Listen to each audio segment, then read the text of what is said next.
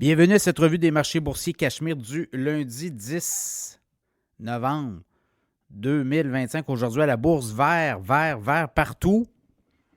Le fameux shutdown, est-ce que c'est terminé? On pense que oui. Donc, on est confiant du côté de Wall Street. Et ça a poussé les indices au retour au vert. À Toronto, le TSX a monté de 404 points. 30 316. Le Dow Jones, 381 points en haut. En hausse, 47 368 points. Le S&P 500, 103 points.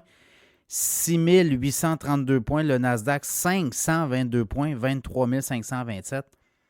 Là, je regarde du côté du Bitcoin, hausse de 700, près de 800 $ de hausse.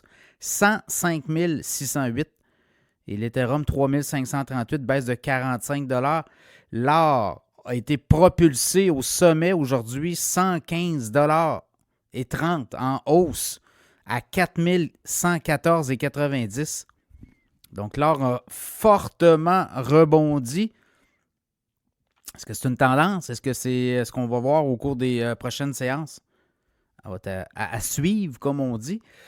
Pour le reste, là, quand on regarde un peu, shutdown terminé. Au Sénat américain, on a eu une entente au cours des dernières heures. On est en train de fignoler un texte. Et là, on va passer ça à la Chambre des représentants. Donc, la balle va se transformer ou se transporter du côté de la Chambre des représentants où là, on devra voter mardi où on aura à présenter ça aux représentants. La Chambre est républicaine et si tout va bien, on aura un accord, on aura un texte qui sera présenté par Donald Trump, donc promulgué. C'est lui qui va en avoir la responsabilité, le président américain. Donc, tout ça, ça l'a amené beaucoup de positivisme. Pourquoi?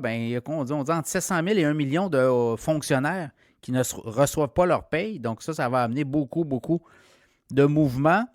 Et les marchés boursiers, c'était quand même des transactions qui n'étaient pas présentes sur les marchés, qui vont revenir éventuellement. Donc, il y a ça. Et on disait aussi, au niveau des contrôleurs aériens, on avait sorti là quand même possiblement des baisses de salaire. On allait sabrer dans les salaires ceux qui ne revenaient pas au boulot, mais on a quand même offert des bonus, là, 10 000 $ de bonus pour chaque contrôleur resté à son poste pendant la durée du blocage budgétaire. Donc, on invite les contrôleurs aériens à rester en poste aussi. Donc, il y a ça d'une part. Donc, tout ça a donné un élan.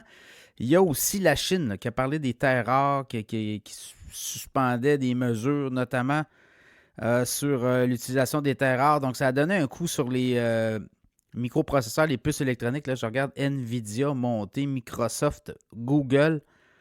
En fait, tout ce qui est le set magnifique. Là. Également, du côté des compagnies aériennes. Je regarde là, American Airlines a monté quasiment d'1%, Delta Airlines 1%, United 0,2%. C'est sûr que là, si on rouvre des vols, on va être capable là, d'aller chercher des parts de marché. Donc voilà, c'est un peu ça qu'on voit. Lyft monte quasiment 8%, 23,72 $.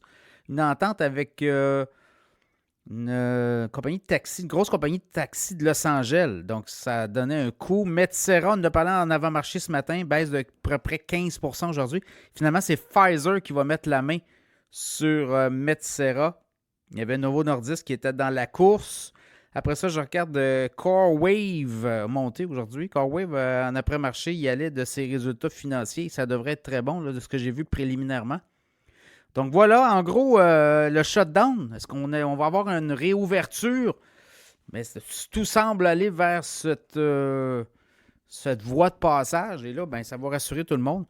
Et ça pourrait aider là, à terminer peut-être l'année sur une bonne note à Wall Street. On va le voir aussi. Il y a des résultats financiers. Il y en a plusieurs qui tombent.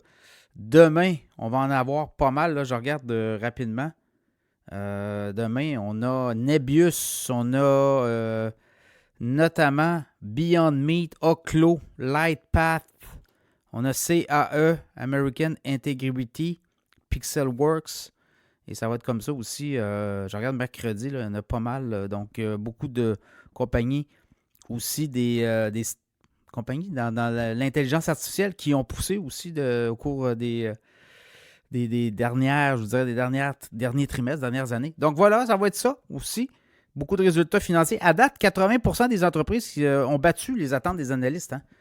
Alors, même plus haut que ça, je pense que c'est 90%. Donc, c'est quand même des très bons profits aussi. Donc, les profits sont là.